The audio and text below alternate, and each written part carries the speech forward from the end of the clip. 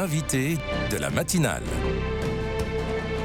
KTO Radio. Troisième vendredi après la Pentecôte, l'Église catholique célébrait hier la fête du Sacré-Cœur de Jésus, un mois de juin qui, de façon générale, est consacré au Sacré-Cœur de Jésus, une dévotion populaire pour l'amour humain et divin du Christ au cœur des enseignements doctrinaux et pastoraux de nombreux papes. On part aux origines hier et aujourd'hui de la dévotion au Sacré-Cœur de Jésus avec le recteur du sanctuaire de Paray-le-Monial. Bonjour Père. Bonjour. Père Étienne Kern, donc, qui est notre invité en ce samedi, le sanctuaire de Paray-le-Monial qui clôture d'ailleurs ce week-end le grand jubilé des 350 ans des apparitions à Marguerite Marie Alacoque. On va y revenir. Le cœur, Père Étienne Kern, c'est d'abord le centre de la vie physiologique, mais aussi sentimentale, émotionnelle. C'est la première dimension à saisir. Est-ce que c'est la première dimension à saisir de la dévotion au Sacré-Cœur de Jésus? Alors, il est vrai que dans notre mentalité contemporaine, le cœur, c'est le siège des sentiments. Mais dans l'expérience biblique et en fait dans toute la tradition spirituelle, le cœur, c'est bien autre chose. En fait, le cœur, pour reprendre l'expression du pape François, c'est le centre intégrateur, c'est le moi profond, c'est ce qui me constitue comme personne. C'est pas seulement le lieu des sentiments, mais c'est beaucoup plus profondément ce qui vient unifier mes sentiments, mon corps, mon intelligence, ma mémoire, ma volonté. C'est tout mon être, en fait. Et quand je dis je t'aime de tout mon cœur, c'est beaucoup plus que j'ai des grands sentiments pour toi. C'est que toute ma personne est tendue vers toi. Et pourquoi ce cœur est sacré? Quel est le sens de ce symbole? Mais en fait, le cœur de Jésus, le Sacré-Cœur, c'est le cœur de Jésus. Et le cœur de Jésus, c'est Jésus dans son intériorité. C'est comme si toute la personne est ressaisie symboliquement par cette expression, par cet organe aussi, qui a été sur lequel Saint Jean s'est reposé avant la Passion et qui a été transpercé sur la croix comme un dernier signe d'amour qui manifeste la victoire de la vie sur la mort, cette eau vive qui jaillit du cœur de Jésus après sa mort. Dans les Écritures et même sur les représentations du Sacré-Cœur, le cœur de Jésus est transpercé. Pourquoi cette blessure, cette souffrance? Quelle en est la dimension? Alors, en Saint Jean, chapitre 19, l'apôtre raconte qu'après la mort, ils ne lui brisèrent pas les jambes, voyant qu'il était déjà mort, mais l'un des soldats, d'un coup de lance, lui perça le côté, lui ouvrit le côté. Et aussitôt, dit l'Évangile, et il en sortit du sang et de l'eau. Celui qui a vu témoigne, et son témoignage est vrai, il sait celui-là que son témoignage est vrai. Et il cite ensuite deux paroles de l'Écriture, pas un os ne sera brisé, et ils contempleront celui qu'ils ont transpercé. C'est comme le sommet de l'Évangile selon Saint Jean, là où tout se récapitule. C'est en même temps le symbole de la mort, puisque c'est la seule blessure mortelle que Jésus ait reçue au cours de sa passion, après sa mort justement, parce qu'il a le cœur percé. C'est aussi le symbole de la résurrection, puisque jaillit la vie de son cœur. C'est le symbole de la Pentecôte, puisque cette eau vive qui jaillit, en fait, c'est l'Esprit Saint qui est donné en abondance. Il remet l'Esprit. Et puis, c'est le symbole de l'ascension, puisque nous sommes appelés à élever les yeux, à contempler celui que nous avons transpercé. C'est comme la synthèse de toute la foi chrétienne qui est donnée à ce moment-là, et qui vient signifier cette blessure, mais qui n'est pas seulement un lieu de mort, mais qui devient source de vie. C'est par ces blessures que nous sommes guéris. Et Père Étienne Kern, quelle est l'origine de cette dévotion au Sacré-Cœur de Jésus? D'où vient-elle?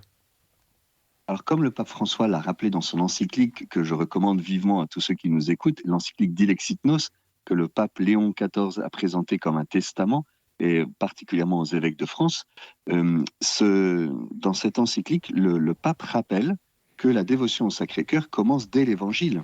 En fait, c'est tout l'Évangile qui nous parle du cœur de Jésus. Et ensuite, les pères de l'Église, puis les saints, notamment des mystiques, ont vécu des expériences auprès du cœur de Jésus. Ce qui se passe il y a 350 ans avec Sainte Marguerite Marie, c'est que la dévotion va devenir populaire. Elle existait déjà, mais elle va se diffuser dans toute l'Église, les paroisses, les familles, les personnes, suite à l'expérience que va vivre Sainte Marguerite Marie ici à Paray-le-Monial. Dites-nous en plus sur cette expérience vécue par Marguerite Marie. Alors, Marguerite Marie a eu une trentaine d'apparitions ou de visions, mais nous considérons qu'il y a trois principales qui ont lieu entre le 27 décembre 1673 jusqu'à juin 1675, une période de 18 mois qui justement recouvre cette période de jubilé qui a commencé en décembre 2023 et qui est en train de s'achever en ce mois de juin 2025. Dans ces grandes apparitions, Marguerite Marie, tout d'abord, va reposer sur le cœur de Jésus. Elle va vivre un repos profond. Elle va, on va dire, déposer ses fardeaux, répondre à l'appel que Jésus fait. Venez à moi, vous tous qui payez sous le poids du fardeau, et moi je vous donnerai le repos.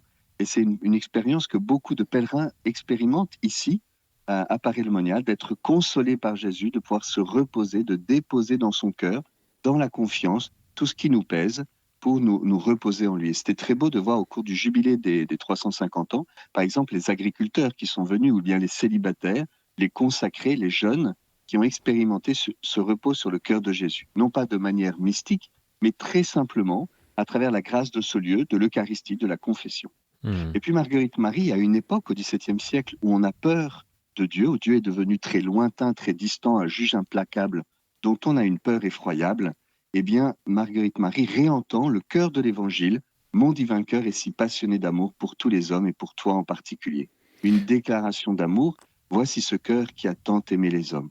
Et c'est en même temps un amour qui se plaint, à Paray-le-Monial, de ne pas être aimé en retour, de ne recevoir qu'ingratitude et indifférence, particulièrement dans l'Eucharistie, de la part de ceux qui lui sont consacrés. Et c'est là où il y a une demande de retour d'amour. C'est le thème du jubilé des 350 ans. Est-ce que toi, du moins, tu veux m'aimer? Ce que Sainte Thérèse de l'Enfant Jésus, qui est très citée dans l'encyclique du pape François, Sainte Thérèse exprimera cela avec l'expression « consoler Jésus ». Et puis, pour terminer cette expérience, eh bien, je crois qu'il y a un troisième mot, il y a le repos, il y a la miséricorde, il y a ce troisième mot du feu, l'expérience du feu que va vivre Sainte Marguerite Marie. Parfois, on associe le Sacré-Cœur avec des images désuètes et un peu doloristes, un peu sentimentalistes. Alors qu'en fait, c'est une expérience de feu, un feu qui transforme, qui rend semblable au cœur de Jésus. C'est le feu de l'Esprit Saint qui embrase, qui enflamme, qui allume le cœur de Sainte Marguerite Marie pour le faire rentrer dans les sentiments de compassion et un désir inouï d'annoncer l'amour du Seigneur. Et à l'époque de Marguerite Marie, pourquoi cette dévotion est déjà très populaire à l'époque? Alors, il y a toute l'école française de spiritualité, avec notamment Saint François de Sales, Sainte Jeanne de Chantal, qui vont fonder la Visitation au début du XVIIe siècle. Et puis un peu plus tard, Saint Jean-Eudes, qui, un an avant les apparitions, à Paris, va faire célébrer la première messe en l'honneur du Sacré-Cœur. Il y a comme un besoin d'une intériorité nouvelle, d'une grande douceur et une grande humilité, en fait, les vertus du cœur de Jésus, auxquelles Saint François de Sales était particulièrement attaché. Et donc, en ce sens, Sainte Marguerite Marie, elle est vraiment héritière de toute cette spiritualité du XVIIe siècle en France. Il y a les saints, il y a également les papes qui ont fait vivre cette dévotion par des enseignements doctrinaux, pastoraux. Depuis le pape Pie IX, d'ailleurs, les papes sont nombreux à avoir développé et encouragé cette dévotion. De fait, à Paray-le-Monial, Jésus demande que soit instituée une fête en l'honneur du Sacré-Cœur. Et c'est ce que va faire le pape Pie IX en 1856. Cette fête est célébrée, celle que l'on a célébrée hier vendredi. Et puis ensuite, Léon XIII va consacrer le monde au Sacré-Cœur. Il dira que c'est l'acte le plus important de son pontificat et écrire une première encyclique sur le cœur de Jésus. Le pape Pie XI puis Pie XII vont écrire eux aussi des encycliques en 1936 et en 1956. 1938 et 56, où ils vont rappeler l'importance de cette dévotion qui est comme le résumé, le cœur de la foi chrétienne. Et jusqu'au pape Jean-Paul II, qui a beaucoup parlé des litanies du Sacré-Cœur et qui est venu ici à Paray-le-Monial, et le pape Benoît XVI et aujourd'hui le pape François, puis Léon XIV. Sur Léon XIII, justement, Père Étienne Kern, pourquoi consacrer le genre humain au Sacré-Cœur de Jésus? Qu'est-ce que ça apporte, cette dimension de l'humanité de Jésus? Hier, nous avons fait écho à cette consécration de la France, de la consécration du monde, qui ont été renouvelées en présence du cardinal Boustillot et de monseigneur Éric de Moulin-Beaufort. Le fruit de la consécration, c'est pas d'être protégé du danger, c'est d'être protégé dans le danger. C'est de demander à Dieu la grâce de la fidélité dans l'épreuve. C'est pas Seigneur, épargne-moi les épreuves, c'est Seigneur, donne-moi d'être fidèle et de rester uni dans l'épreuve. Et c'est véritablement une grâce que nous pouvons vivre, qu'a vécu la Pologne, qu'a vécu l'Espagne, qui, dans l'épreuve, après la consécration au cœur de Jésus, sont restés profondément fidèles au Seigneur. Et puis, vous avez parlé de Jean-Paul II qui était particulièrement attaché à la dévotion pour le Sacré-Cœur. C'est lié à ses origines polonaises? Alors de fait, la Pologne est le premier pays à s'être consacré au Sacré-Cœur en 1765. Et puis il est venu ici à Paray-le-Monial. Je pense qu'il avait un attachement très grand au cœur de Jésus, aussi lié à son expérience de la Divine Miséricorde avec Sœur Faustine, parce que cette expérience de la Divine Miséricorde est comme un écho à ce qui a été vécu à Paray-le-Monial. C'est véritablement une expérience du cœur de Jésus. Et le pape François va beaucoup citer Jean-Paul II, notamment la lettre qu'il a écrite au général des Jésuites lors de sa venue en octobre 1986. Et puis, lorsqu'il dit que le règne social du Christ, en fait, c'est la civilisation de l'amour qui jaillit du cœur de Jésus. Et c'est ce thème, comment être des témoins enflammés de l'amour du cœur de Jésus, comment établir une nouvelle civilisation de l'amour, comment contribuer au règne social du cœur du Christ. C'est des expressions différentes qui correspondent à des sensibilités différentes, des époques différentes, mais c'est le même appel, c'est à rentrer dans la compassion du cœur de Jésus dans la vie quotidienne, par le travail, par la vie de famille, par la transformation de la société et des cœurs.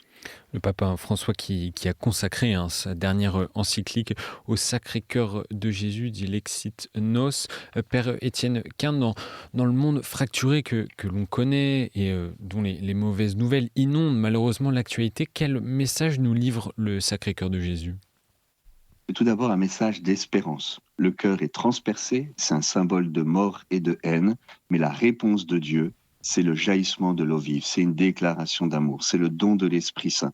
Dieu est fidèle, alors même qu'on le rejette, Dieu répond en se donnant dans un surcroît d'amour et de fidélité. C'est un message d'espérance. C'est aussi un message d'unité. À Paray-le-Monial, au cours de ces 350 ans, ce sont tous les milieux d'église qui sont venus ici à Paray-le-Monial, que ce soit Montmartre, que ce soit la communauté d'Emmanuel, les traditionalistes, les Espagnols, le monde entier, les écoles, les congrégations du Sacré-Cœur. Donc un message d'unité dont on a tellement besoin. Et puis je dirais que c'est aussi un message de consolation, parce que les gens souffrent, que c'est difficile, c'est douloureux, et auprès du cœur de Jésus, ils expérimentent ce que Marguerite Marie entend de Jésus. Si tu crois, tu verras la puissance de mon cœur. Eh bien, le Seigneur vient consoler les cœurs ici. Merci Père Étienne Quint. Je rappelle que vous êtes le recteur du sanctuaire du Sacré-Cœur de Paray-le-Monial qui célèbre la clôture du jubilé des 350 ans des apparitions à Marguerite Marie Alacoque. Hier avait lieu une messe solennelle présidée par le cardinal Boustio et aujourd'hui une messe à 11h au Cœur Immaculé de Marie avec un programme bien chargé, je crois. Oui, c'est ça. On va continuer aujourd'hui avec la prière pour les malades. Et puis, il y a l'inauguration des œuvres du concours artistique. Il y a la publication des actes du colloque que nous avons organisé sur la réparation spirituelle dans le contexte des abus sexuels. Donc, ces actes viennent d'être publiés. Et puis demain, eh bien, ce sera la fermeture du jubilé. Mais le sanctuaire, lui, et le cœur de Jésus encore plus, demeure plus que jamais ouvert pour que de nombreuses paroisses, personnes viennent en pèlerinage auprès du cœur de Jésus ici à Paray-le-Monial. Père Étienne Quint, recteur du sanctuaire du Sacré-Cœur de Paray-le-Monial. Merci d'avoir été avec nous ce matin. Merci beaucoup. Bonne journée.